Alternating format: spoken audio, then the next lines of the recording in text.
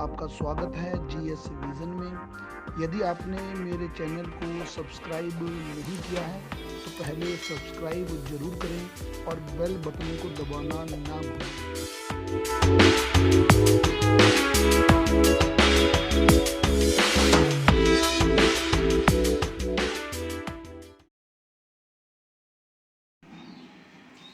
Hello everyone, this is GS vision. मैं हूं अरविंदर सिंह। मैं उम्मीद करता हूं आप सभी स्वस्थ होंगे। आज हम वन दरोगा और पशुधन प्रसार अधिकारी प्रैक्टिस सेट नंबर 18 का सॉल्यूशन करेंगे। क्वेश्चन नंबर 1 है, भारत में कुल्लू घाटी निम्नलिखित में से किसकी खेती के लिए प्रसिद्ध है? तो कुल्लू घाटी प्रसिद्ध है सेब यानी कि एप्पल की खेती के लिए प्रसिद्ध है। ध्यान रखना, कुल्लू हिमाचल प्रदेश में है। भारत में सर्वाधिक सेब उत्पादन जम्मू कश्मीर में होता है, उसके बाद हिमाचल प्रदेश में होता है और उसके बाद उत्तराखंड में होता है। हिमाचल प्रदेश को एप्पल बाउल ऑफ इंडिया भी कहते हैं। Apple bowl of India. Comment box में मुझे बताएं कि उत्तराखंड में एप्पल के लिए कौन सी घाटी प्रसिद्ध है। और एक और आप मुझे कमेंट कर सकते हैं कि एप्पल जो है वो किस क्लाइमेट का पौधा है, यानी कि किस जलवायु का पौधा है। क्वेश्चन नंबर 2, निम्नलिखित राज्यों में से कौन काजू का मुख्य उत्पादक है? तो काजू का मुख्य उत्पादक केरल है। और जो काजू है ये एक उष्ण कटिबंधीय यानी कि ट्रॉपिकल टाइप का एक पौधा है। और जो काजू का पौधा है वो सामान्यतः वर्षा काल यानी कि रेनी सीजन में ही लगाया जाता है। और जो काजू के पौधे को सर्वाधिक नुकसान पहुंचाता है उसका नाम है टी मास्कीटो बग सर्वाधिक इसको नुकसान पहुंचाता है। अगला है, ध्वनि की किस तीव्रता को किसी शहर के लिए शोर का सुरक्षित स्तर माना जाता है? देखिए, मैं आपको इससे पहले कुछ बता दूं बातें कि जो हम साधारण बातचीत करते हैं नॉर्मल टॉक, तो नॉर्मल टॉक में हम 30 से 40 डेसिबल तक बात करते हैं। हमें गुस्सा आता हम चिल्लाकर बोलते हैं, लगभग 60 डेसिबल तक बोलते हैं। WHO के अनुसार दिन में ध्वनि का उच्चतम स्तर 45 डेसिबल तक हानिकारक नहीं है और रात में 30 डेसिबल तक हानिकारक नहीं है WHO के अनुसार। और वैसे जो ध्वनि प्रदूषण नापते हैं, जो हम कहते हैं, वो 90 डेसिबल से ऊपर को हम ध्वनि प्रदूषण कहते हैं। लेकिन इसने सवाल ये पूछा है कि ध्वनि की किस तीव्रता को किसी शहर के लिए शोर का सुरक्षित स्तर मानते हैं? तो 45 डेसिबल को मानते हैं, इनकी 45 डेसिबल को। निम्नलिखित में से कौन सा शहर अंगूरों की पैदावार के लिए प्रसिद्ध है? तो अंगूरों के लिए आपको पता नासिक प्रसिद्ध है। अंगूर सब ट्रॉपिकल क्लाइमेट का एक फल है। अंगूर का फल एक बेरी फल यानी कि सरस फल है। बेरी या सरस फल क्या होता है, इसके लिए मैं एक वीडियो जरूर जारी करूंगा कि जिसमें फलों का वर्गीकरण करूंगा। इसके अलावा अंगूर में 24 से 28% शर्करा होती है और 80% अंगूर का प्रयोग जो होता है वो शराब उद्योग में होता है। वेस्टर्न यूरोप, पश्चिमी यूरोप में भूमध्य सागरीय जलवायु में जो अंगूर की खेती बड़े स्तर पर होती है और ये इसी वजह से ये जो क्षेत्र है स्पेन का, फ्रांस का, ये सारा क्षेत्र वर्ल्ड में वाइन के लिए बहुत प्रसिद्ध है। अगला है, भारत में सबसे बड़ा प्रायोगिक यानी कि एक्सपेरिमेंटल फार्म कहाँ है कृषि का? तो सूरतगढ़ में है। सूरतगढ़ श्री गंगानगर के पास राजस्थान में है। निम्न में से किस जिले में कॉफ़ी का सर्वाधिक उत्पादन होता है? तो कॉफ़ी का सर्वाधिक उत्पादन, देखो राज्य में कर्नाटक आता है लेकिन इस बार इसने जिला पूछा है, तो कॉफ़ी का सर्वाधिक उत्पादन कुर्ग जिले में होता है। कुर्ग जिला कहाँ पर है? कर्नाटक में है। कॉफ़ी के बारे में पहले मैं बहुत सारी बातें कर चुका हूँ, मैं फिर से एक बार बात कर लेता हूँ। कॉफ़ी जो है वो सर्वाधिक ब्राज़ील में होती है। भारत में कॉफ़ी है वो इथोपिया से आई थी। भारत में कॉफ़ी लाने वाले थे बाबा बदून सबसे पहले जो कॉफ़ी थे वो कहाँ पर लेके आए थे? चिकमंगलूर में। चिकमंगलूर कहाँ पर है? कर्नाटक में। वर्तमान में कॉफ़ी के लिए कौन सी पहाड़ी प्रसिद्ध है? नीलगिरी पहाड़ी प्रसिद्ध है। कौन सा राज्य प्रसिद्ध है? कर्नाटक राज्य प्रसिद्ध है। भारत में कौन सी कॉफ़ी होती है? भारत में अरेबिका कॉफ़ी होती है। कॉफ़ी की दूसरी किस्म है रोबस्टा किस्म ब्राज़ील में होती है। ब्राज़ील में कॉफ़ी के बड़े बड़े फार्मों को क्या बोलते हैं? फजेंडा बोलते हैं। ब्राज़ील में कॉफ़ी के लिए कौन सी मिट्टी प्रसिद्ध है? टेरा रोसा सॉइल प्रसिद्ध है। तो कॉफ़ी के ऊपर बहुत सारे हमारे जो प्रश्न हैं बन चुके हैं। तारपीन का तेल कहाँ से मिलता है? तो ध्यान रखिए, जो तारपीन का तेल है वो चीड़ के पेड़ यानी कि पाइन ट्री से आपको मिलता है तारपीन का तेल। तारपीन का तेल जो है इसका जो सबसे पुराना उल्लेख यानी कि सबसे पहले उल्लेख मिलता है वो 1605 1605 में मिलता है। तारपीन का तेल पेंट और वार्निश आदि में प्रयोग किया जाता है। अगला है ह्यूमन इकोलॉजी यानी कि मानव पारिस्थितिकी शब्द का प्रयोग सबसे पहले किसने किया? तो एलन स्वेलो रिचर्ड्स ने किया था, यानी कि डी। तो मानव पारिस्थितिकी शब्द का सबसे पहले प्रयोग एलन स्वेलो रिचर्ड्स ने किया है। इसके अलावा अगर आपसे पूछे कि इकोलॉजी शब्द का सबसे पहले प्रयोग किसने किया, तो इकोलॉजी शब्द का सबसे पहले प्रयोग अर्नेस्ट हैक्ले ने किया। अर्नेस्ट हैक्ले। डीप इकोलॉजी शब्द का प्रयोग अर्निस नेस ने किया। Father of ecology Alexander von Humboldt बोलते हैं। भारत में इकोलॉजी के पिता रामडियो मिश्रा को कहते हैं। ध्यान रखना, भारत में इकोलॉजी के फादर बोलते हैं रामडियो मिश्रा। धूम्र कोहरा यानी कि स्मोक क्या होता है? तो इससे पहले आप समझिए कि कोहरा क्या है और कुहासा क्या है। देखिए, कोहरा सर्दियों में होता है, आप लोगों ने सुना होगा और देखा भी होगा कोहरा। तो पहले कोहरा और कुहासा, इसमें क्या अंतर होता है? कोहरा को, जो कोहरा होता है उसको हम फॉग बोलते हैं, और जो कुहासा होता है, कुहासा को मिस्ट कहते हैं, MIST मिस्ट। देखिए, होता क्या है कि जो धरातल से जो जलवाष्प वाटर वेपर जब वायुमंडल में जाता है ना, वायुमंडल में, तो वायुमंडल में ऊपर जाके उसका संघनन होता है। संघनन बोले तो कंडेंसेशन होता है। जब संघनन होता है तो इस संघनन के बाद बादल बनता है और बारिश होती है। लेकिन सर्दियों में क्या होता है कि सर्दियों में चूंकि टेम्परेचर जो होता है वो डाउन होता है, तो जैसे ही वाटर वेपर सरफेस यानी कि धरातल से ऊपर जाता है ना, तो जैसे ही ऊपर जाएगा थोड़ा सा ऊंचाई पर जाते ही संघनन हो जाता है। तो यानी कि सर्दियों में जो संघनन होता है, संघनन पृथ्वी के जो धरातल है, धरातल के पास ही हो जाता है। तो यानी कि जो बादल बनेगा वो धरातल के पास ही बन जाएगा। तो जब ऐसा होगा यानी कि संघनन धरातल के पास हो जाएगा तो बादल पास में बन जाएगा, तो जिसकी वजह से आपको दूर तक कुछ दिखाई नहीं देता, उसको हम बोलते हैं कोहरा आ गया। तभी तो कोहरा बोलते हैं कि जो कोहरा है वो सर्दियों में आता है, क्योंकि सर्दियों में टेम्परेचर कम होता है और हवा जो वायुमंडल में संघनन है वो कम हाइट पर होता है, जिसकी वजह से पूरे क्षेत्र में धुंधला सा आ जाता है, उसको हम कोहरा बोलते हैं। मिस्ट यानी कि कुहासा क्या होता है? कुहासा सामान्यतः नदी, झीलें, तालाब, इनके किनारे होता है, जो पानी वाले क्षेत्र होते हैं। आप लोगों ने देखा होगा कि पूरा जो वायुमंडल है वो साफ है, लेकिन अगर आप किसी नदी के किनारे या तालाब किनारे के पास से निकलते हैं तो आप देखते हैं कि वहाँ पर धुआं धुआं सा ऊपर उड़ता हुआ दिखाई देता है। तो बहुत ऊपर तक नहीं होता, ये कोहरे की तरह नहीं होता, लेकिन ये कुछ स्तर तक हल्का हल्का धुआं सा दिखाई देता है, इसको बोलते हैं कुहासा। तो यानी कि कुहासा, कुहासा में आप दूर तक देख सकते हैं, कोई दिक्कत नहीं है, लेकिन कोहरे में आप दूर तक देख नहीं सकते। अब देखिए धूम्र कोहरा क्या होता है, यानी कि स्मोक क्या होता है। जब कोहरे में धुआं शामिल हो जाता है, कोहरा और धुआं, इसे हम क्या बोलते हैं? स्मोक बोलते हैं, यानी कि ऑप्शन सी आ जाएगा। कोहरे में धुआं समाहित हो जाए तो इसे धूम्र कोहरा यानी कि स्मॉग बोलते हैं।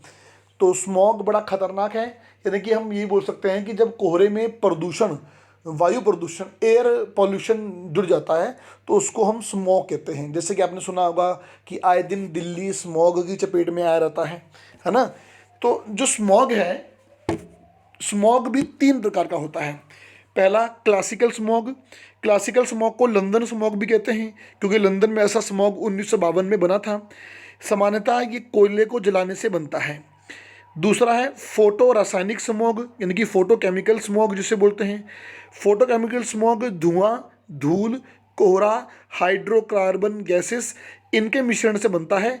इसको लॉस एंजिल्स स्मॉग भी कहते हैं। ऐसा स्मॉग लॉस एंजिल US में बना था। तीसरा जो स्मॉग होता है वो है Indian smog. Indian smog Delhi में बनता है, जिसका मुख्य कारण पंजाब, हरियाणा और यूपी के क्षेत्र में पराली को जलाया जाना है। तो वैश्विक स्तर पर 3 स्मॉग प्रसिद्ध हैं: क्लासिकल स्मॉग, फोटो रासायनिक स्मॉग और दिल्ली स्मॉग। तो इसके बारे में और डिटेल में बात मैं तब करूंगा जब मैं आपको वायु प्रदूषण यानी कि एयर पॉल्यूशन पढ़ाऊंगा। बच्चों ध्यान रखना, इन्वायरमेंट हर एग्ज़ाम में आता है। हर एग्ज़ाम में, एक पुलिस भर्ती से लेके आईएएस तक सब एग्ज़ाम में इन्वायरमेंट आता है। और आपके वन दरोगा और पशुधन प्रसार अधिकारी एग्ज़ाम में तो डेफिनेटली इन्वायरमेंट आना ही आना है। वन दरोगा का सिलेबस आ चुका है, उसमें इन्वायरमेंट साफ साफ शब्दों में बहुत साफ साफ लिखा हुआ है। और जो पशुधन प्रसार अधिकारी का सिलेबस आना है उसमें भी इन्वायरमेंट डेफिनेट आएगा ही आएगा। तो इन्वायरमेंट के पे मैं कुछ वीडियो निकालूंगा, धीरे धीरे हम करते रहेंगे। क्वेश्चन नंबर 10, किस देश में सर्वप्रथम अम्लीय वर्षा हुई थी? अम्लीय वर्षा मतलब एसिडिक रेन। एसिडिक रेन सबसे पहले स्वीडन में हुई थी 1972, 1972 में अम्लीय वर्षा होती है। अम्लीय वर्षा क्या होती है? जब वर्षा की पीएच वैल्यू, जो पीएच वैल्यू होती है वो 5.6 से कम होती है तो उसको हम अम्लीय वर्षा कहते हैं। ये आपसे सवाल पूछता है कि जो वर्षा होती है, वर्षा की पीएच वैल्यू कितनी होती है? 5.6, लेकिन इससे कम है तो उसको हम एसिडिक रेन यानी कि अम्लीय वर्षा बोलेंगे। ध्यान रखना, अगर वर्षा का पीएच मान एक डिजिट कम होता है, यानी कि 5.6 से 4.6 होता है, अगर वर्षा का पीएच मान एक डिजिट कम होता है तो ध्यान रखना पानी की अम्लता 10 गुना बढ़ जाती है। मैं फिर बोल रहा हूँ, पानी की अम्लता यानी कि एसिडिक जो है वो 10 टाइम्स बढ़ जाता है। यानी कि 5.6 रेनफॉल पीएच के साथ जो रेनफॉल होगी ना, और जो 4.6 के साथ होगी, तो 4.6 पर जो रेनफॉल होगी वो 5.6 की तुलना में 10 गुना ज़्यादा एसिडिक होगी। अम्लीय वर्षा के पीछे रीज़न नाइट्रोजन ऑक्साइड और सल्फर के ऑक्साइड होते हैं। और इसके अलावा अम्लीय वर्षा के भी पीछे जो नेचुरल रीज़न है वो है ज्वालामुखी का फटना, इनकी वोल्केनो का फटना। मुझे ज़रा कमेंट बॉक्स में कमेंट करके बताइए कि भूकंप के बाद वायुमंडल में किन गैसों की मात्रा बढ़ जाती है? भूकंप के बाद वायुमंडल में किन गैसों की मात्रा बढ़ जाती है जिनसे लंग कैंसर की बीमारी का खतरा होता है?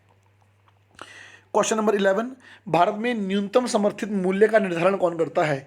न्यूनतम समर्थित मूल्य को बोलते हैं मिनिमम सपोर्टेड प्राइस यानी कि एमएसपी। एमएसपी का निर्धारण करता है ए यानी कि कृषि लागत और मूल्य आयोग, इंग्लिश में बोले तो commission on agriculture cost and price, short में बोलते हैं CACP। CACP कहते हैं। देखिए, इसकी स्थापना 1965 में एग्रीकल्चर प्राइस कमीशन के रूप में हुई थी।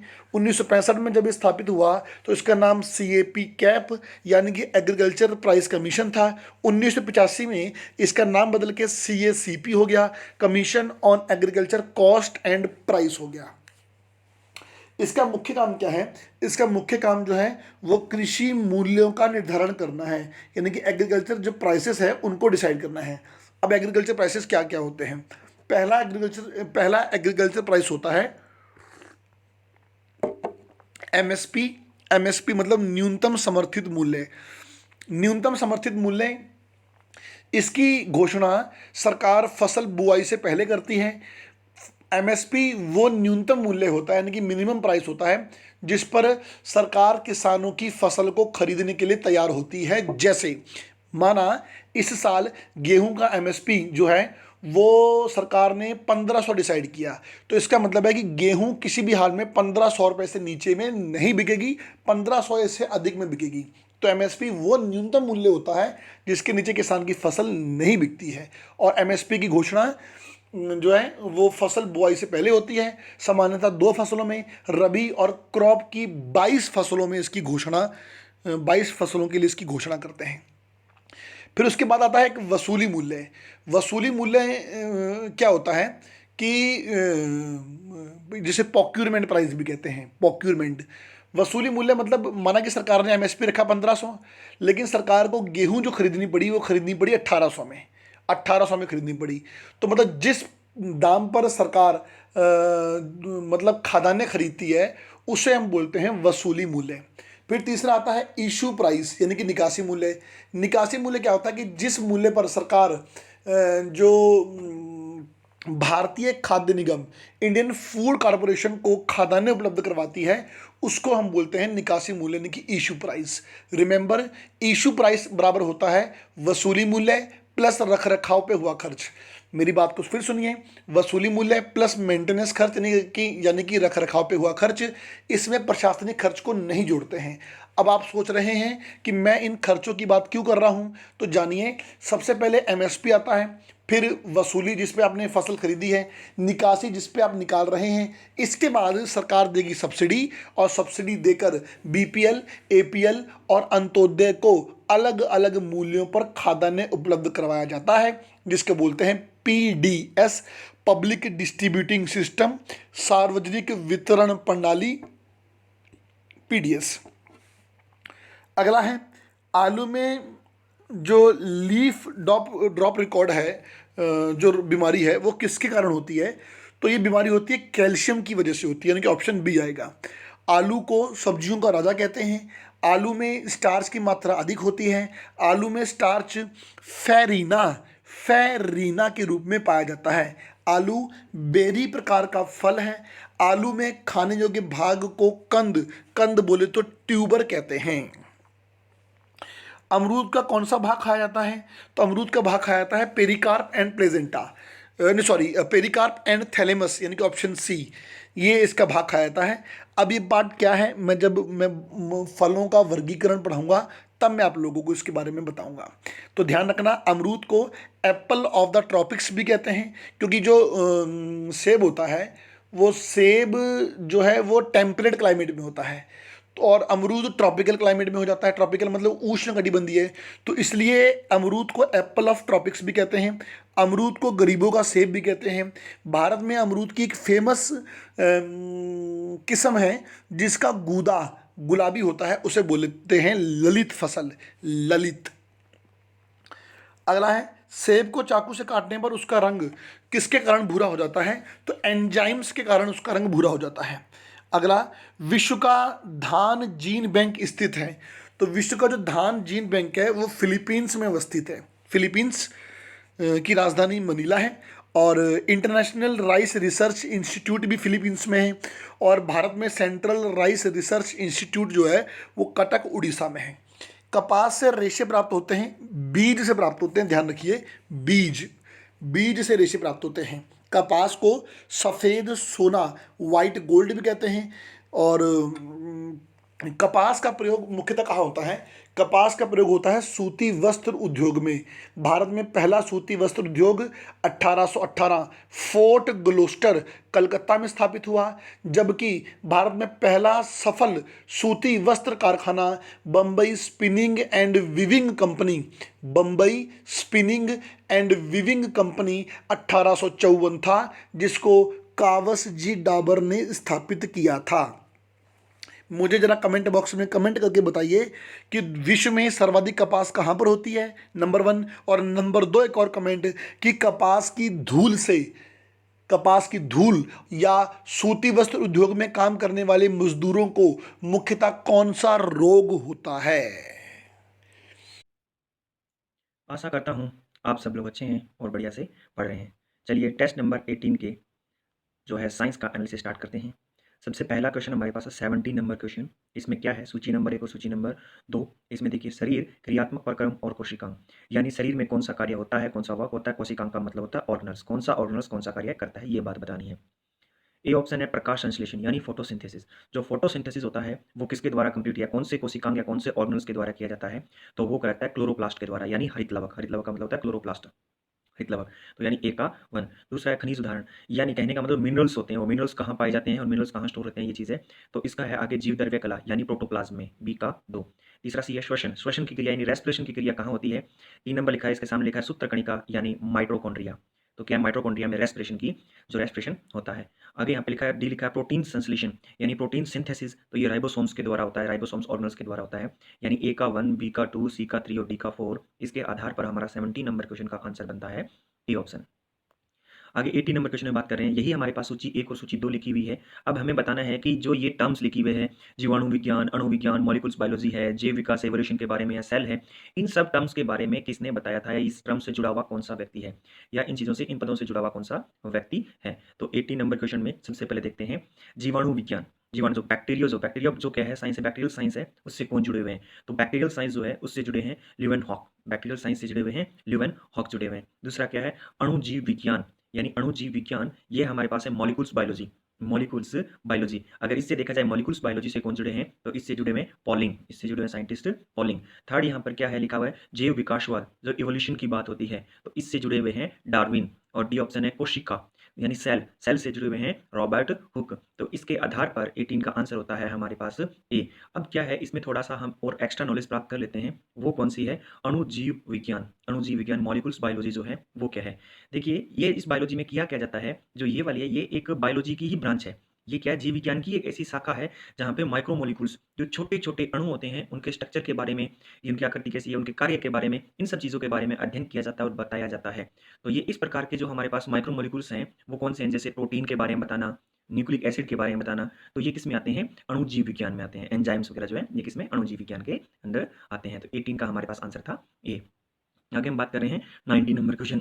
वहीं फिर से क्या करेंगे, एक तरफ क्या है, कुछ टर्म्स दी हुई है, कुछ नाम दिए हुए हैं, और उनके बारे में या उनसे जुड़े हुए कौन से साइंटिस्ट हैं, इसके बारे में हमें यहाँ पर बताना है। तो 19 का सबसे पहले अगर हमारे पास देखें, बायोलॉजी, बायोलॉजी के बारे में 1801-02 में लेमार्क व टेवरेंस ने बताया था। तो ए का हो गया 2, ए का क्या हो गया? 2 हो गया। आगे हमारे पास यहाँ पे लिखा हुआ है इकोसिस्टम। तो इकोसिस्टम के बारे में 1935 में इस टर्म का यूज 1935 में आर्थर टेंसले ने किया था, आर्थर टेंसले ने किया था। तो बी का हो गया 1। आगे क्या है? ये है प्रोटिस्टा, ये पूरा पूरा एक संघ है, ये पूरा पूरा एक ग्रुप है, ठीक है, प्रोटिस्टा। तो प्रोटिस्टा के बारे में किसने बताया? 1866 में अर्नेस्ट हैकल ने बताया था। तो सी का हो गया 4। और आगे हमारे पास आता है जाइमेज। तो जाइमेज के बारे में 1897 में बुकनर ने बताया था, 1897 में बुकनर ने बताया था। इसके आधार पर 19 का ऑप्शन होता है डी। तो यहाँ हम थोड़ा सा क्या है और एक्स्ट्रा नॉलेज प्राप्त कर लेते हैं, वो प्राप्त कर लेते हैं जाइमेज के बारे में। देखिए प्यारे बच्चों, ये जाइमेज ये है क्या? जो यीस्ट होता है, खमीर जिसे बोलते हैं, खमीर हिंदी में, जो यीस्ट होता है, तो यीस्ट से प्राप्त एंजाइम्स का मिश्रण होता है। ये यीस्ट से प्राप्त क्या है? एंजाइम्स का मिक्सचर होता है।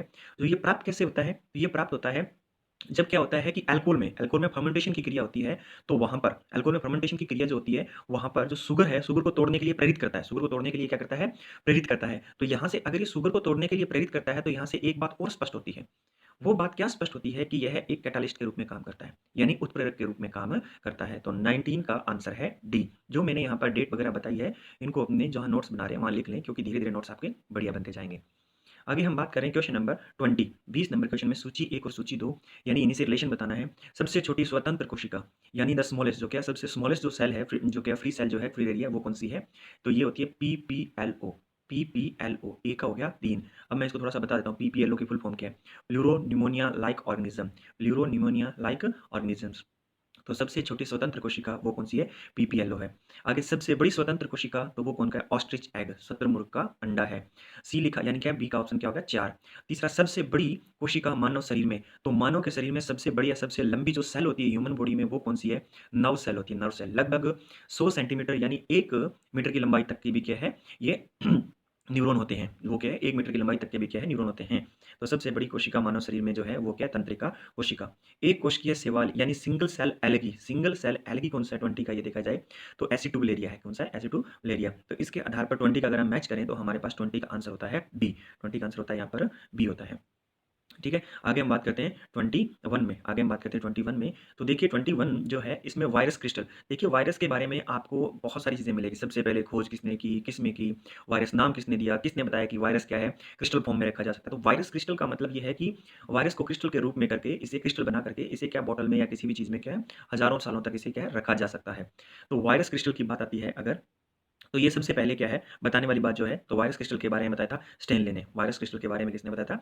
स्टेनले ने बताया था। और दूसरा हमारे पास क्या, वॉयराइड, दूसरा क्या है? वॉयराइड। तो वॉयराइड के बारे में जो क्या किसने बता रखा है? डाइनर व रेमर ने, डाइनर व रेमर ने 1971 में बताया था। और आगे हमारे पास इसके अंदर क्या है? प्रियोन। आगे देखा जाए हमारे पास क्या है? प्रियोन। तो प्रियोन के अंदर देखा जाए तो प्रूशिनर ने बताया था। और हमारे पास क्या है? इंटरफेरोन। लास्ट इसके अंदर यहाँ पर हमारे पास क्या है?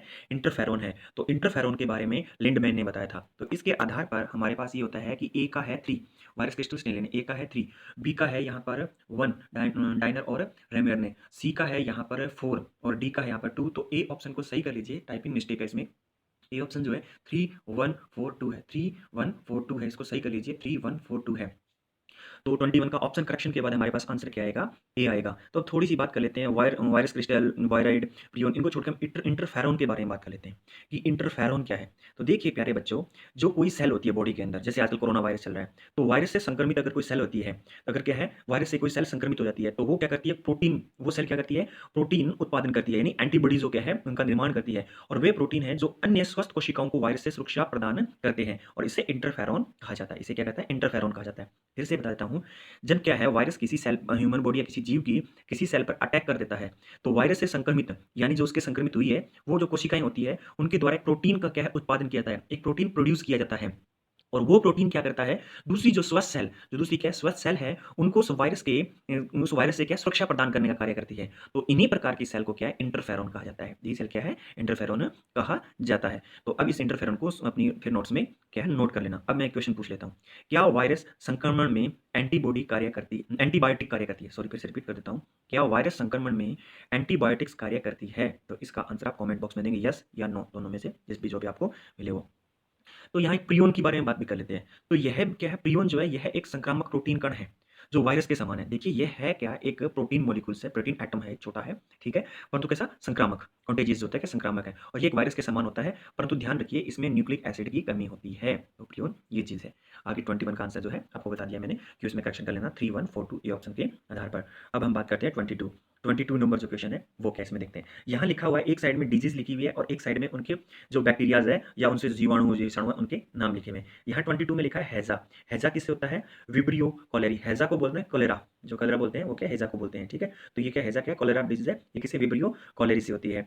आगे दूसरा अगर हमारे पास यहाँ पर देखा जाए जो है प्लेग, तो प्लेग किससे होता है, तो ये देखा जाए प्लेग, तो ये होता है पास्चुरेला पेस्टिस से, किससे, पास्चुरेला पेस्टिस से। आगे लिखा हुआ है तपेदिक, तपेदिक का मतलब होता है टीबी, तो ये किससे होता है, माइकोबैक्टीरियम ट्यूबरकुलोसिस से। और लास्ट में लिखा हुआ है टाइफाइड, लास्ट में लिखा हुआ है डी लिखा हुआ है टाइफाइड, तो टाइफाइड होता है साल्मोनेला टाइफी से, टाइफाइड होता है साल्मोनेला टाइफी से। यानी ए का 3 यहाँ से निकल करके हमारे पास आंसर है ए का 3, बी का 4, सी का 2, डी का 1, डी का 1। तो इसके आधार पर देखते हैं 22 का हमारे पास आंसर क्या है, ए आंसर है। 22 का आंसर क्या है, ए आंसर है, ठीक है। आगे हमारे पास 23 नंबर क्वेश्चन है, तंत्रिका ऊतक का कार्य क्या है। तंत्रिका मतलब नर्व टिश्यू जो होता है, नर्व टिश्यू जो होता है उसका फंक्शन क्या है, काम क्या है। तो नर्व टिश्यू होता है, उसका काम होता है उत्तेजनशीलता, उसका काम होता है उत्तेजनशीलता प्रदान करना, प्रोवाइड करना। आगे हमारे पास जो क्वेश्चन आगे हमारे पास है, श्वेत पदार्थ बना होता है। अब ये श्वेत पदार्थ आपको कुछ लोगों को बात समझ नहीं आई होगी। देखिए ब्रेन के अंदर, ब्रेन है या स्पाइनल कोड है, दिमाग है, तो इनके अंदर क्या होता है कि दो प्रकार के पदार्थ पाए जाते हैं, दो प्रकार के मैटर पाए जाते हैं। एक पाया जाता है व्हाइट मैटर, एक पाया जाता है ग्रे मैटर। जिन लोगों को पढ़ा रखा है उनको बहुत अच्छे से पता होगा कि व्हाइट मैटर क्या है, ग्रे मैटर क्या है। तो देखिए जो व्हाइट मैटर है उसे श्वेत पदार्थ बोलते हैं, ग्रे मैटर है वो दूसरा पदार्थ है, परंतु पाए किसमें आते हैं, ये ब्रेन में भी पाए जाते हैं, और ये क्या होते हैं इसके साथ साथ ये क्या स्पाइनल कोड के अंदर भी पाए जाते हैं।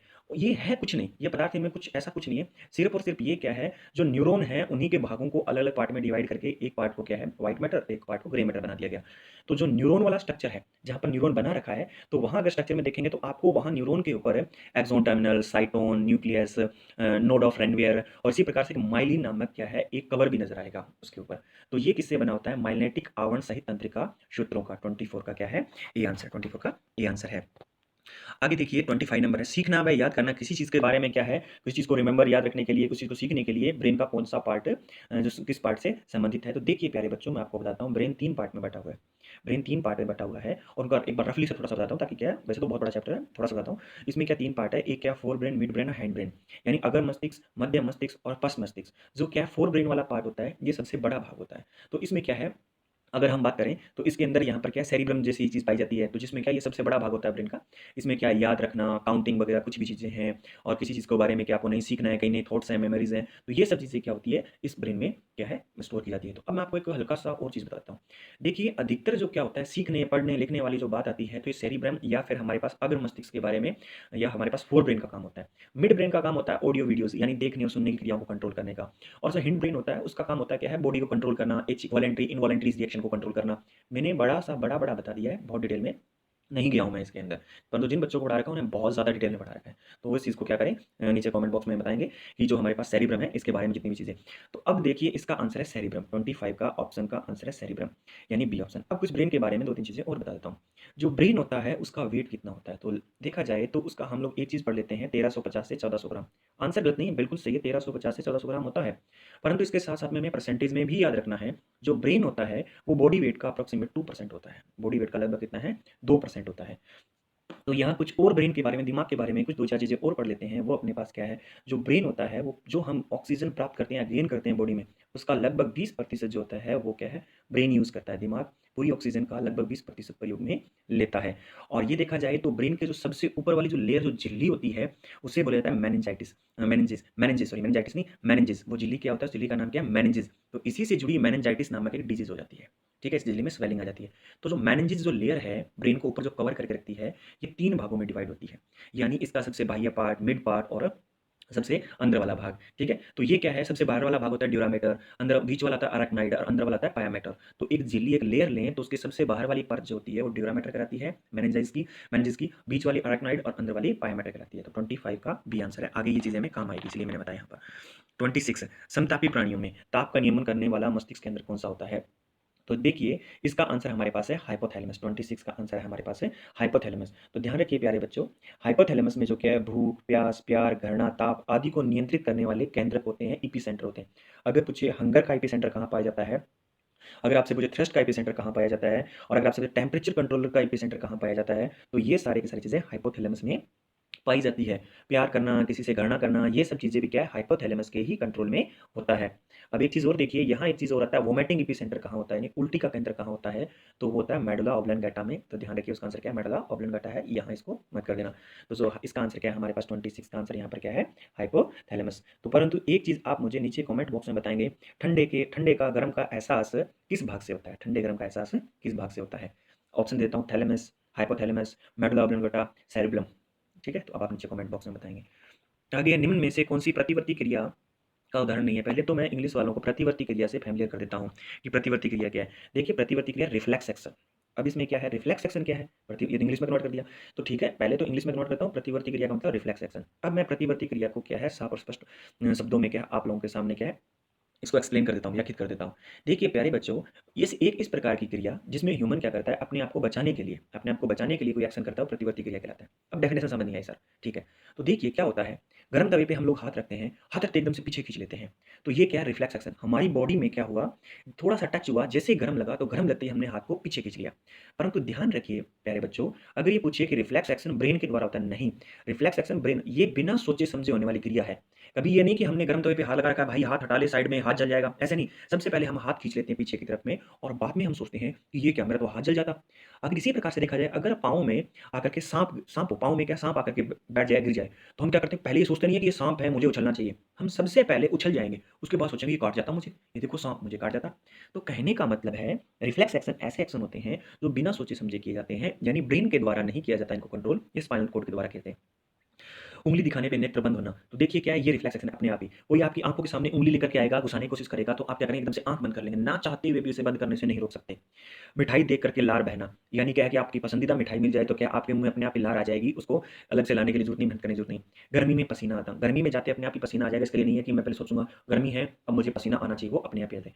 आज्ञा का पालन करना कोई रिफ्लेक्स एक्शन नहीं है, तो 27 का आंसर क्या है, डी है। 28 मनुष्य में मेरु तंत्रिकाओं की संख्या क्या है, स्पाइनल नर्व्स, मेरु तंत्रिकाओं का नंबर क्या है, स्पाइनल नर्व्स। तो देखिए दो प्रकार की जो क्या है नर्व्स होती है ह्यूमन बॉडी के अंदर, वो कौन सी, एक होती है कार्नियल नर्व्स जो क्या ब्रेन में पाई जाती है, एक होती है स्पाइनल नर्व्स जो क्या स्पाइनल कोड के अंदर पाई जाती है। तो कार्नियल नर्व्स जो होती है, जो ब्रेन में पाई जाती है, उनकी वो होती है 12 पेयर्स, 12 जोड़ी होती है, और जो स्पाइनल नर्व्स होती है वो 31 पेयर होती है। तो 28 का आंसर हो गया सी, 31 पेयर। तो ध्यान रखिए आगे से, यहाँ तो क्या स्पाइनल नर्व्स की टोटल संख्या पूछी गई है, तो क्या 31 पेयर्स है, अगर कार्नियल नर्व्स के बारे में पूछ ले तो 12 पेयर्स है। हमारी जीभ पर वह स्वाद कलिका जो खट्टे का ज्ञान कराती है पाई जाती है। ये क्वेश्चन मैंने पहले भी आपको इसमें थोड़ा सा इस टाइप में करवा दिया है, और आज भी देख लीजिए।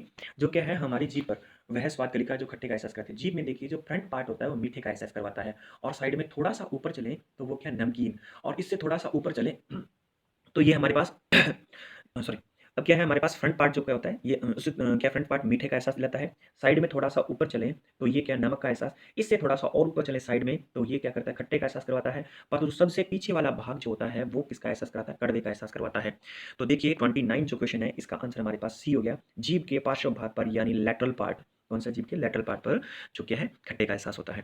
मस्तिष्क के सबसे बाहर का स्तर कौन सा होता है, तो देखिए हमने क्या है ब्रेन का सबसे बाह्य सरफेस कौन सा है। तो हमने एक चीज अभी पढ़ी थी कि जो ब्रेन है या जो दिमाग है उसके चारों ओर एक मेम्ब्रेन, एक झिल्ली लगी होती है, मेनिंजेस बोलते हैं जिसे, क्या मेनिंजेस लेयर बोला है, मेनिंजेस मेम्ब्रेन कहा जाता है। वह तीन भागों में बटी होती है। सबसे बाहर वाला पार्ट होता है ड्यूरामेटर, बीच वाला होता है अरेक्नॉइड और बिल्कुल अंदर होता है पायामेटर। तो इसके आधार पर सबसे बाहर वाला स्तर कौन सा है, ड्यूरामेटर। तो 30 का आंसर क्या हो चुका है, बी हो चुका है। 31 मस्तिष्क का जो भाग बुद्धि का केंद्र सेट ऑफ इंटेलिजेंस से कहलाता है उसे वैज्ञानिक भाषा में कहते हैं। तो इसका आंसर 31 का आंसर है बी, सेरिब्रल हेमिस्फीयर। जो हमने क्या फोर ब्रेन के अंदर सेरिब्रल जो पढ़ा था, देखिए ये सेरिब्रल एक सेरिबेलम भी होता है। सेरिबेलम क्या होता है, हिंड ब्रेन का पार्ट होता है, ध्यान रखिए सेरिब्रल है। ठीक है, तो ये क्या इसका आंसर क्या 31 का क्या है, बी। 32 एक स्वस्थ मनुष्य के शरीर में उसके शरीर के बाहर का रक्त, तो देखिए एक जो क्या होता है हेल्दी पर्सन होता है तो उसके अंदर जो ब्लड की जो क्वांटिटी होती है वो उसके टोटल वेट का 7 to 8% होती है। उसके टोटल बॉडी के वेट का 7 to 8% होती है। अब देखिए प्यारे बच्चों, कुछ लोगों को या कुछ प्यारे बच्चों को क्या ये दिक्कत हुई कि 5 से 6 लीटर होता है जी। यहाँ लीटर में नहीं पूछा गया है, यहाँ परसेंटेज में पूछा गया। तो परसेंटेज में क्या है 7 to 8%, और अगर लीटर में पूछे तो वही क्या है 5 to 6 लीटर इसका आंसर आ जाता है। ठीक है, तो आंसर क्या है 32 का आंसर क्या है, डी है। 33 निम्नलिखित में किसकी मात्रा बढ़ जाने पे हृदय रोग का खतरा रहता है, कि इनमें से किसकी क्वांटिटी इंक्रीज हो जाए तो क्या हार्ट डिजीज होने की क्या है थोड़ा डेंजरस खतरा रहता है, खतरा मंडा रहता है। तो कोलेस्ट्रॉल है वो क्या कोलेस्ट्रॉल की वजह से। 33 का ऑप्शन है सी। 34 रुधिर का एक महत्वपूर्ण कार्य यानी ब्लड का एक मोस्ट इंपॉर्टेंट वर्क क्या है, वो है ह्यूमन बॉडी के टेम्परेचर को मेंटेन रखना, यानी मानव के शरीर के तापमान को स्थिर रखना इसका जो है एक मेन काम है। तो 34 का आंसर क्या है, ए है यहाँ पर। 35 रुधिर वर्ग ए वाले व्यक्ति को किस वर्ग का रुधिर दिया जा सकता है, यानी blood group A blood group वाले व्यक्ति को कौन से ग्रुप से क्या है ब्लड दिया जा सकता है। तो 35 का आंसर है डी। देखो एक तो ए वाले को ए से ही मिल सकता है और दूसरा क्या है ओ से मिल सकता है। अब ध्यान रखिए प्यारे बच्चों, अगर यही चीज पॉजिटिव और नेगेटिव में आ जाए तो देखिए अगर ये पूछ ले कि जो है ए पॉजिटिव वाले व्यक्ति को किस वर्ग से रुधिर दिया जा सकता है, तो ए पॉजिटिव से भी दिया जा सकता है, ए नेगेटिव से भी दिया जा सकता है, ओ पॉजिटिव से भी दिया जा सकता है, ओ नेगेटिव से भी दिया जा सकता है। परंतु यही क्वेश्चन इस प्रकार आ जाए कि ए नेगेटिव वाले को किससे दिया जाता है, तो देखिए प्यारे बच्चों ए नेगेटिव वाले को ए नेगेटिव से और ओ नेगेटिव से दिया जाता है, न कि ए पॉजिटिव और ओ पॉजिटिव से नहीं दिया जाता है। तो नेगेटिव आए तो उसकी खुद की फैमिली में रहे नेगेटिव वाली में ही, और अगर पॉजिटिव आए तो नेगेटिव और पॉजिटिव दोनों के साथ में दिया जा सकता है। 35 का डी ऑप्शन है। 36 हृदय से शुद्ध रक्त का शरीर के अन्य भागों में ले जाने वाली वाहिका को कहते हैं, यानी जो जो हार्ट से जो प्योर ब्लड है वो क्या है बॉडी के ऑर्गन्स तक ले जाने के लिए जो यूज होती है वो क्या है धमनियां यानी आर्टरी। आंसर क्या है आर्टरी। देखिए प्यारे बच्चों आर्टरी में क्या है प्योर ब्लड फ्लो करता है, बट इसका एक्सेप्शन है अपवाद है, वो क्या है यहाँ पर पल्मोनरी आर्टरी है। उसमें क्या है जो क्या होता है कि यहाँ देखा जाए तो क्या है डीऑक्सीजनेटेड ब्लड फ्लो करता है उसमें। और अगर ये पूछा जाए कि डीऑक्सीजनेटेड ब्लड यानी अनऑक्सीकृत रक्त किसमें बहता है, तो वो बहता है वेन्स सिराओं में, पर उसका भी एक एक्सेप्शन है पल्मोनरी वेन या पल्मोनरी सिरा, उसमें क्या ऑक्सीजनेटेड ब्लड बहता है। परंतु यहाँ हमारे पास क्या है बॉडी में हार्ट से किसके ले जाने के लिए बॉडी तक ले जाने की बात हो रही है, तो इसका आंसर क्या रहेगा आर्टरी, ए ऑप्शन धमनियाँ। 37 शरीर के अंदर रक्त का थक्का नहीं बनता, शरीर के अंदर रक्त का थक्का नहीं बनता क्योंकि शरीर में उपस्थित है हिपैरिन नामक जो एंजाइम या जो प्रोटीन होता है, ये क्या है एंटीक्लॉट क्या होता है एंटीक्लॉट एंजाइम एंटीक्लॉट प्रोटीन कहलाता है। इसके कारण हमारे शरीर में रक्त का थक्का नहीं जमता। इंटरनल पार्ट की बात हो रही है प्यारे बच्चों। जैसे देखिए हमारे शरीर में सारा दिन ब्लड फ्लो करता रहता है up to down down to up इस फॉर्म में, हार्ट से क्या है ऑर्गन टू हार्ट की फॉर्म में, फिर परंतु ये कभी नहीं जमता है। क्या टेम्परेचर बाहर चाहे क्या 0 डिग्री हो जाए चाहे बाहर क्या है 40 डिग्री हो जाए, ये अंदर चलता ही रहता है। तो क्या बॉडी के अंदर जो ब्लड क्लॉट नहीं होने देता है उसका कारण है हिपैरिन। तो क्या 37 का आंसर क्या है सी। 38 किसी स्वस्थ व्यक्ति का रक्तचाप यानी किसी हेल्दी पर्सन जो क्या है उसका जो है ब्लड प्रेशर कितना होता है, तो 120/80 mm Hg है मिलीमीटर एच जी क्या पारे का मरकरी का है, ठीक है एच जी। तो ये 120 होता है ये होता है सिस्टोल, और 80 होता है वो होता है डायस्टोल। अब हिंदी वालों के लिए बताता हूँ 120 होता है वो जो क्या है हार्ट संकुचित, जब क्या है जो सिराएं और वेन्स जो आर्टरीज आर्टरी और क्या यानी धमनियाँ और सिराएं जब क्या होती है संकुचित होती है तो 120 mm चला जाता है एच, और अब क्या शीतलित होती है तो उसमें क्या है 80 mm एच होता है। यानी कहने का मतलब जब व्यक्ति का हृदय संकुचित होता है तो जो प्रेशर है ब्लड का जो है वो 120 mm एच होता है, और जब क्या शीतलित होता है यानी जब क्या डायस्टोल होता है तो 80 mm एच होता है। तो आंसर क्या है 38 का डी। आगे 39 की बात करें अगर हमारे पास मानव शरीर में लाल रुधिर कणिकाओं का जीवन काल कितना होता है, जो क्या है आरबीसी की लाइफ कितनी होती है ह्यूमन बॉडी के अंदर, तो 120 डेज होती है, 120 दिन होती है। तो एक दो फैक्ट और पता लगा लीजिए, यहाँ पे थोड़ा समझ लीजिए। जो आरबीसी होता है इसका जो नाम होता है साइंटिफिक नेम रिथ्रोसाइट होता है, रिथ्रोसाइट होता है। और इसका जीवन काल तो हमने पढ़ ही लिया कि 120 दिन होता है। अब यहाँ एक बात और पूछे थे, न्यूक्लियस क्या इसमें केंद्रक उपस्थित होता है? नहीं। मैमल्स की आरबीसी में केंद्रक यानी स्तनपाइयों की आरबीसी में केंद्रक एब्सेंट होता है, परंतु इसके दो एक्सेप्शन है, दो अपवाद है, एक है ऊंट और एक है लामा, उनकी आरबीसी में केंद्रक पाया जाता है। 39 का आंसर है ए। 40 मानव 1 मिनट में श्वास लेता है, यानी मनुष्य 1 मिनट में कितने टाइम ब्रीथिंग करता है, तो 16 to 18 टाइम्स। तो 40 का आंसर क्या है? ए है यहाँ पर। आगे लिखा है स्तनपाई जो मैमल्स जो होते हैं, डायफ्राम का सबसे महत्वपूर्ण कार्य क्या है? तो मैमल्स में जो डायफ्राम जो क्या लंग्स के नीचे डायफ्राम लगा होता है, इसका सबसे जो है क्या इसका महत्वपूर्ण कार्य क्या है? तो देखिए डायफ्राम क्या है, ये जो गुलेल कैटबॉल वगैरह होती है ना, गुलेल जो होती है, तो गुलेल के अंदर जो रबड़ की तरह हम पीछे खींचते हैं, तो वो क्या करता है, फिर क्या करता है, आगे फेंकने के काम आता है। तो डायफ्राम भी इसी प्रकार से जब सांस लेते हैं तो डायफ्राम नीचे की तरफ तनाव पैदा हो जाता है, तो ये क्या है, सांस को बाहर निकालने के लिए सहायक होता है। तो जैसे ही क्या है हम सांस छोड़ेंगे तो एकदम से क्या करेगा, नीचे से प्रेशर डाल करके सांस को बाहर निकाल देगा। तो श्वास विधि में सहायता करना इसका काम क्या है? श्वास विधि में सहायता करना। 41 का आंसर क्या है? डी है। 42 हीमोग्लोबिन में धातु होती है, यानी हीमोग्लोबिन में कौन सा मेटल पाया जाता है? तो फेरम मेटल पाया जाता है, यानी आयरन पाया जाता है, जिसका एटॉमिक नंबर 26 होता है। ऑप्शन क्या है? 42 का बी। जो हीमोग्लोबिन होता है उसमें कौन सा मेटल पाया जाता है? तो फेरम यानी क्या, आयरन यानी Fe, जिसका एटॉमिक नंबर 26 है। और ध्यान रखिए प्यारे बच्चों, यही जो क्या, जो आयरन जो लोहा होता है, यही क्या करता है, जो ऑक्सीजन है उसको कैरी करके ले जाने का कार्य करता है। अब आप नीचे कमेंट बॉक्स में ये बताएंगे कि हीमोग्लोबिन में जो क्या आयरन की मात्रा कितने प्रतिशत होती है। जब कोई मनुष्य श्वास लेता है तो उसे ऑक्सीजन रक्त में संयोजी करती है। तो देखिए जब हम लोग सांस लेते हैं, जब रेस्पिरेट करते हैं, रेस्पिरेशन करते हैं, तो जो ऑक्सीजन होती है वो ब्लड में किसके साथ जुड़ी होती है? तो देखिए प्यारे बच्चों, अगर आपसे ये क्वेश्चन पूछे कि ऑक्सीजन का ट्रांसपोर्टेशन किसके द्वारा होता है, तो 97 to 98% जो ऑक्सीजन होती है वो आरबीसी के साथ जाती है। आरबीसी में हीमोग्लोबिन के साथ, और हीमोग्लोबिन में क्या है, जो आयरन होता है उसके साथ में क्या है, बॉन्डिंग बना करके जाती है। जो 2 से 3% बची, तो जो ब्लड में उपस्थित जो प्लाज्मा होता है उसके थ्रू क्या होती है, ऑक्सीजन ऑर्गन्स तक जाती है। फिर से रिपीट कर देता हूं कि ह्यूमन बॉडी के अंदर जो है ऑक्सीजन, ह्यूमन बॉडी के अंदर जो ऑक्सीजन है वो किसके थ्रू जाती है, तो ब्लड के अंदर आरबीसी के थ्रू 97 to 98% बॉन्ड बना के चली जाती है। और आरबीसी में भी क्या, हीमोग्लोबिन, और हीमोग्लोबिन में भी क्या, आयरन के साथ। और वहीं 2 से 3% जो ऑक्सीजन होती है वो जो क्या ऑर्गन्स तक जाती है, ट्रैवल करने, ट्रांसपोर्टेशन का कार्य होता है, वो प्लाज्मा के द्वारा होता है। 43 का आंसर क्या है? यहाँ पर 43 का आंसर है ए। 44 आरक्यू। आरक्यू का मतलब है रेस्पिरेटरी क्वेश्चन, यानी श्वसन भागफल का तात्पर्य क्या है? तो देखिए श्वसन भागफल का तात्पर्य यह है क्लास, कि व्यक्ति के द्वारा उत्सर्जित की गई कार्बन डाइऑक्साइड अपोन में जो प्राप्त की गई ऑक्सीजन, यानी कितनी ऑक्सीजन लेकर के कितनी कार्बन डाइऑक्साइड निकालता है। तो कार्बन डाइऑक्साइड कितनी रिलीज करता है उसको ऊपर लिखना है, और नीचे क्या लिखना है, ऑक्सीजन कितनी प्राप्त करता है। तो ये क्या होता है, इसका आंसर है 44 का डी। अब देखिए मैं यहाँ पर एक थोड़ा सा और बताता हूँ, वैसे वीडियो लंबा हुआ है पर थोड़ा सा बता देता हूँ यहाँ पर, कि देखिए ग्लूकोज है उसका RQ1 होता है। कैसे लिखना, अभी साथ साथ लिखना। ग्लूकोज होता है C6H12O6, जब क्या करता है 6 मॉलिक्यूल ऑफ ऑक्सीजन के साथ रिएक्शन करता है तो क्या बनाता है, 6 molecule of carbon dioxide, 6 molecule of H2O plus में ATP यानी ऊर्जा। तो देखिए प्यारे बच्चों, जब इस रिएक्शन को आप देख रहे हैं तो कितनी CO2 उत्सर्जित हुई, 6 यूनिट, तो इसको ऊपर लिखिए 6। कितनी ऑक्सीजन गेन की थी आपने, आगे देखिए कितनी गेन की थी, 6 यूनिट, तो 6 अपॉन में 6 कैंसिल होकर कितना आता है, 1। तो ह्यूमन बॉडी में ग्लूकोज का RQ जो होता है, या जो कार्बोहाइड्रेट्स है उसका जो RQ होता है वो कितना होता है, 1 होता है। तो 44 का डी। तो जब प्रकाश वायु से कांच में जाता है, तो जब क्या लाइट एयर टू ग्लास में ट्रैवल करती है तो क्या इफेक्ट पड़ेगा? तो देखिए प्यारे बच्चों 45 का आंसर है बी, तरंग दैर्ध्य घटती है, यानी वेवलेंथ डिक्रीज होती है। वेवलेंथ डिक्रीज होती है कैसे? क्योंकि देखिए स्पीड का रिलेशन होता है, क्या स्पीड जो होती है वो क्या होती है, वेवलेंथ इनटू में वेव फ्रीक्वेंसी, यानी स्पीड और वेवलेंथ दोनों क्या होती है, डायरेक्टली प्रोपोर्शनल होती है।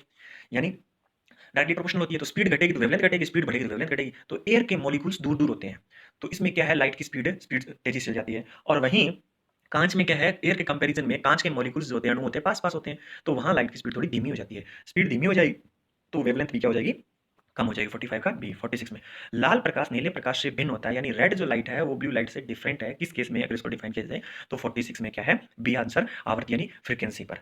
किस पे, आवर्ती यानी फ्रीक्वेंसी पर। तो क्या वेवलेंथ और फ्रीक्वेंसी का रिलेशन आप बताएंगे क्या होता है, उससे आपको ये बात समझ आएगी, ये वेवलेंथ क्या है, इनवर्सली प्रोपोर्शनल टू क्या होती है, फ्रीक्वेंसी होती है। ठीक है।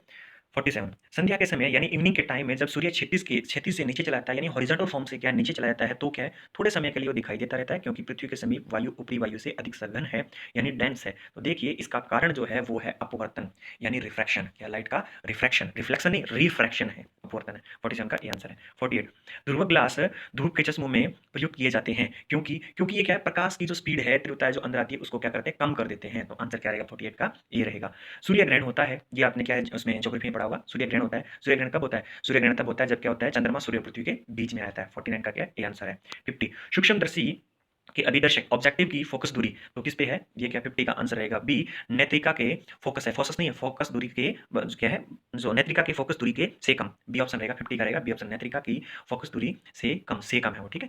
51 51 हमारे पास है सूर्य के प्रकाश का आंतरिक परावर्तन हो सकता है। तो आंतरिक परावर्तन की बात अगर देखी जाए टोटल इंटरनल रिफ्लेक्शन देखा जाए तो वो कब होता है? टोटल इंटरनल रिफ्लेक्शन तब होगा जब कोई चीज क्या है जब कभी भी लाइट जो होती है वो क्या डेंस मीडियम टू क्या रेयर मीडियम की तरफ आ रही है यानी सघन माध्यम से विरल माध्यम की तरफ आ रही है तो वहां पर क्या होता है जब वो क्या होती है एक एंगल से ज्यादा मुड़ जाए क्रिटिकल एंगल से क्या है क्रांतिक कोण से ज्यादा बेंड हो जाए इंसिडेंट रे तो वो क्या है रिफ्लेक्ट होकर के उसी मीडियम में चली जाएगी। परंतु टोटल इंटरनल रिफ्लेक्शन के लिए देखो एक होता है रिफ्लेक्शन एक होता है टोटल इंटरनल रिफ्लेक्शन। तो टोटल इंटरनल रिफ्लेक्शन तभी होगा जब कोई light dense medium to rare medium की तरफ आ रही होगी परंतु उसमें न आकर के रिफ्लेक्ट होकर के वापस डेंस मीडियम में रह जाए। अब हिंदी वालों को बताता हूँ टोटल इंटर रिफ्लेक्शन या पूर्ण आंतरिक परावर्तन तब होता है जब कोई किरण या प्रकाश की कोई लाइट जो होती है वो सघन माध्यम से विरल माध्यम की तरफ आ रही हो परंतु विरल माध्यम में न आकर के वापस सघन माध्यम में रह जाए। तो आंसर अगर इसके हिसाब से देखें तो सी रहेगा। क्यों? कांच से वायु में जाते हुए, कांच क्या है डेंस मीडियम है, वायु एयर क्या है यहाँ पर एयर मीडियम है तो ये क्या है 51 का सी रहेगा। 52 यदि सड़क पर खड़े हुए व्यक्ति को अपने सामने लगे हुए शीशे की खिड़की में अपना प्रतिबिंब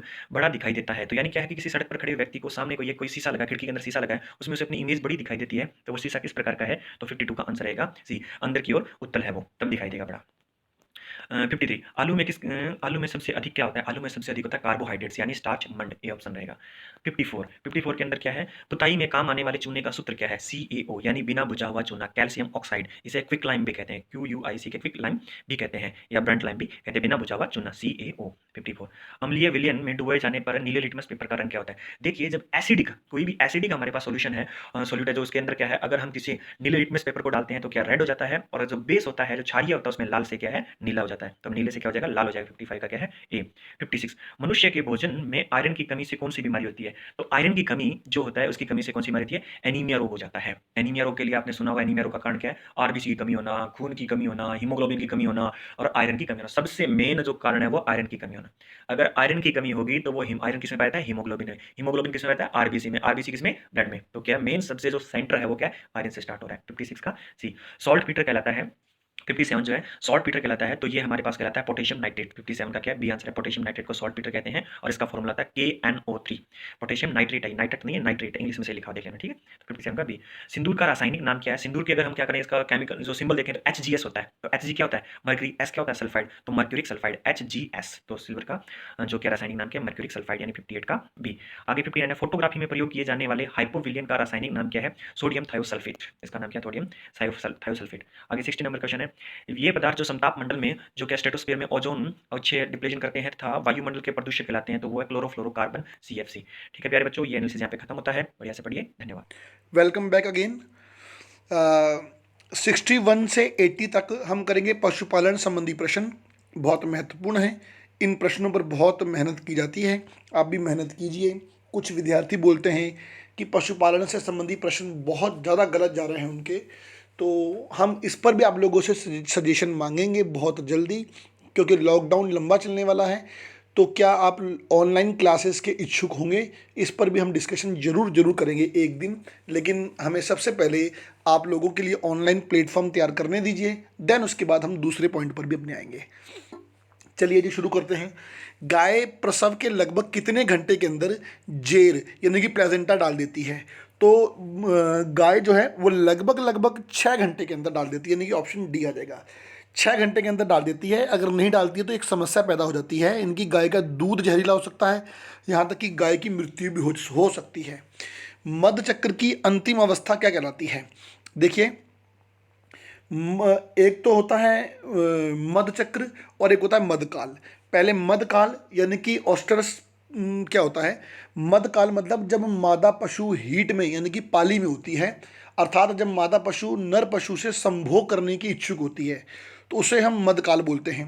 मदकाल अलग अलग पशुओं में अलग अलग होता है, किसी में 12 घंटे, किसी में 24 घंटे, किसी में 36 घंटे वगैरह वगैरह। इसी मदकाल में पशु को गर्भित कराया जाता है। पशु को गर्भित कराने के दो मेथड हैं, एक तो पुराना मेथड यानी कि नर पशु को लेकर, और दूसरा है AI आर्टिफिशियल इंसेमिनेशन यानी कि कृत्रिम गर्भाधान, जिस पर मैं कल वीडियो जारी कर चुका हूं। उस वीडियो को जरूर जरूर देखें। आज तक जितने आए सवाल हैं वो सारे आपको उस वीडियो में मिल जाएंगे। तो जो मदकाल होता है, जब मादा पशु पाली में होती है तो उसे मदकाल बोलते हैं। फिर मद चक्र क्या होता है, तो यानी कि ऑस्टेरस साइकिल क्या होता है। मद चक्र मतलब दो मदकाल के बीच जो समय होता है, जो दो मदकाल के बीच का समय है उसको हम क्या बोलते हैं, मद चक्र बोलते हैं। लेकिन सवाल यह है कि मद चक्र की अंतिम अवस्था क्या कहलाती है, तो मद चक्र की अंतिम अवस्था को डाई एस्टेरस कहते हैं। ध्यान रखना, डाई एस्टेरस। क्वेश्चन नंबर 63, लाजारो, इनके बारे में भी मैंने कल बात की थी कि लाजारो जो इटालियन थे, इन्होंने 1780 में पहली बार कृत्रिम गर्भाधान यानी कि आर्टिफिशियल इंसेमिनेशन का प्रयोग किस पशु में किया था। तो ऑप्शन आएगा डी मतलब इनमें से कोई नहीं। सबसे पहले आर्टिफिशियल इंसेमिनेशन का प्रयोग जो है वो एक कुत्ते यानी कि डॉग पर किया गया था। गाय की विदेशी नस्लों में सर्वाधिक वसा यानी कि फैट सॉरी किस नस्ल में पाया जाता है, तो जर्सी नस्ल में पाया जाता है। जर्सी मुख्यतः इंग्लैंड लंदन वाले क्षेत्र में प्रसिद्ध है, इंग्लिश चैनल के आसपास का क्षेत्र। और एक और बात ध्यान रखना कि जर्सी गाय के शरीर का रंग हल्का बादामी यानी कि लाइट ग्रे होता है, और जर्सी गाय के माथे पर तस्तरी नुमा आकृति होती है। तस्तरी नुमा मतलब जैसे छतरी होती है, छतरी यानी कि अम्ब्रेला, अम्ब्रेला का उल्टा कर दो उससे बोलते हैं तस्तरी नुमा। तो इसके माथे पर तस्तरी नुमा आकृति होती है, ये भी इसकी खास बात है। भैंस की किस नस्ल के शरीर का रंग तांबे यानी कि कॉपर जैसा होता है, तो ये जो नस्ल है ये है भदावरी नस्ल। भदावरी नस्ल का जो उत्पत्ति स्थल है वो आगरा और ग्वालियर है। भदावरी जो नस्ल है भारत में, इस नस्ल की भैंस में सर्वाधिक इसके दूध में सर्वाधिक वसा मिलता है, आपको 13% तक वसा होता है यानी कि 13% तक। किस भेड़ का अन्य नाम छापर है, तो ध्यान रखना छापर जो है वो चोकला भेड़ का नाम है, चोकला यानी कि डी। चोकला भेड़ जो है उत्तम ऊन के लिए विश्व प्रसिद्ध है, ये भी ध्यान रखिए आप। और राजस्थान में सर्वाधिक जो उत्तम क्वालिटी का भेड़ है, उत्तम क्वालिटी का ऊन है वो चोकला भेड़ देती है, जिसको आप छापर भी कहते हैं। और इस जो भेड़ है चोकला, इसको राजस्थान की मैरिनो भेड़ भी कहते हैं, राजस्थान की मैरिनो। और ये जो भेड़ है इसकी एक बहुत खास बात है, इसकी रोमन नाक होती है, रोमन नोज, रोमन नाक। अब रोमन नाक क्या होती है, जरा जो बुद्धिमान लोग हैं वो जो कमेंट बॉक्स में कमेंट करके बताइए। घड़ी के पेंडुलम जैसे लटकते हुए घुमावदार लंबे कान, रोमन नाक और तोता जैसा मुंह किस बकरी नस्ल की विशेषता है, तो जी ये तो विशेषता है जमुना पारी की। जमुना पारी यमुना और चंबल नदी घाटियों में मुख्यतः पाई जाती है। जमुना पारी जो बकरी है इसके घड़ी के पेंडुलम जैसे लटकते हुए घुमावदार लंबे कान होते हैं, रोमन नाक होती है, तोते जैसा मुंह होता है, और पिछली टांगों पर लंबे घने बाल भी होते हैं।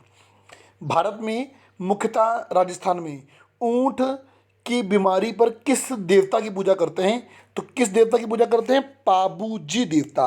पाबूजी देवता एक स्थानीय देवता हैं, और पाबूजी का जन्म 1296 ईस्वी राजस्थान में माना जाता है, और पाबूजी देवता को प्लेग रक्षक के रूप में भी माना जाता है।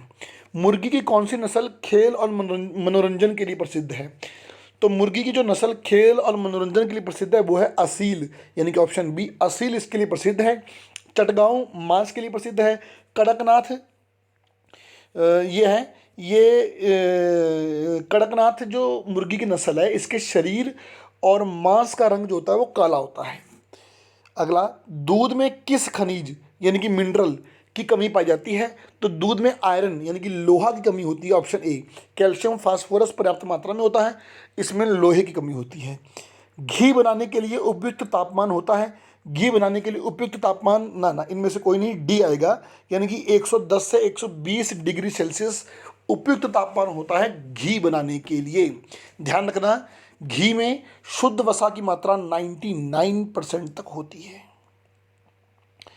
खीस से किस प्रोटीन की अधिकता होती है?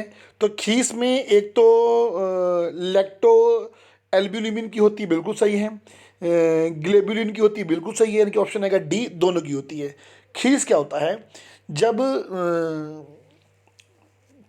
कोई भी पशु किसी बच्चे को जन्म देता है ना, तो उसके बाद जो उसका दूध होता है, उसका दूध वो काफ़ी हैवी होता है ना।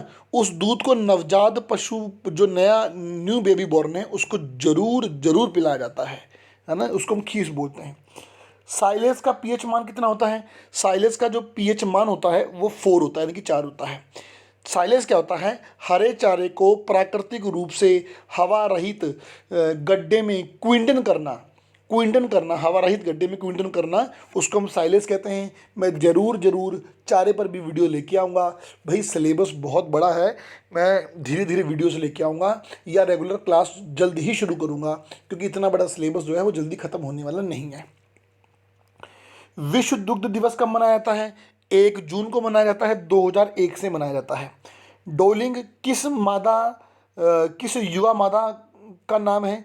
तो डोलिंग जो नाम है वो नाम बकरी का है, यानी कि गॉट का। देखो, जो युवा मादा गाय की है उसे हीफर बोलते हैं, भेड़ में यू लैम्ब कहते हैं, सुअर में गिल्ट कहते हैं, और बकरी में उसको बोलते हैं डोलिंग। गाय के बच्चा देने की क्रिया को क्या कहते हैं? तो गाय के बच्चा देने की क्रिया को काविंग कहते हैं, यानी कि ऑप्शन सी आएगा। किडिंग बकरी के बच्चा देने की क्रिया है। हैचिंग मुर्गी के अंडा देने की क्रिया है। फूलिंग घोड़ी के बच्चा देने की क्रिया होती है। उपरोक्त में से किस पशु का कुल बोविडाई है? तो बोविडाई जो है वो गाय का है, बिल्कुल सही है। भैंस का बिल्कुल सही है। बकरी का बिल्कुल सही है, और भेड़ का भी यही होता, तो उपरोक्त सभी आ जाएगा। समुद्री झींगा लोबस्टर किस वर्ग का जीव है? तो जो लोबस्टर है वो ऑप्शन आएगा बी, यानी कि क्रस्टेशियन वर्ग का जीव है। इसके बाद निम्न में से कौन सी जोड़ी गलत है? प्लेग चूहों से, रेबीज कुत्तों से, टेपवर्म सुअरों से बिल्कुल सही है। पोलियो बंदर से ना जीना, ऑप्शन डी गलत है, पोलियो बंदर से नहीं होता। भारत के समग्र मछली उत्पादन में किस क्षेत्र का योगदान सर्वाधिक है? तो जो इनलैंड अंतर्देशीय है ना, जो इनलैंड है वहाँ पर सर्वाधिक मछली उत्पादन जो है भारत में होता है। मुझे कमेंट बॉक्स में बताएं, विश्व में सर्वाधिक मछली किस देश में पाई जाती है, या कौन सा देश पकड़ता है? नंबर 1। नंबर 2, सर्वाधिक मछली किस क्षेत्र में आपको मिलती है? तो ये तो था सॉल्यूशन नंबर 18। आप अपनी तैयारी करते जाएं, लगातार करते जाएं। लॉकडाउन खुलेगा, कब खुलेगा, खुलने के कितने दिन के अंदर पेपर हो जाएगा, कुछ पता नहीं है। आपका पेपर पहले अप्रैल में ही हो रहा था, अप्रैल की संभावित डेट अप्रैल लास्ट में आ गई थी, पेपर भी पक्का हो जाता। तो आयोग जो है ना, लॉकडाउन के बाद शायद बहुत लंबा समय ना दे। तो स्टे ब्लेस, थैंक यू।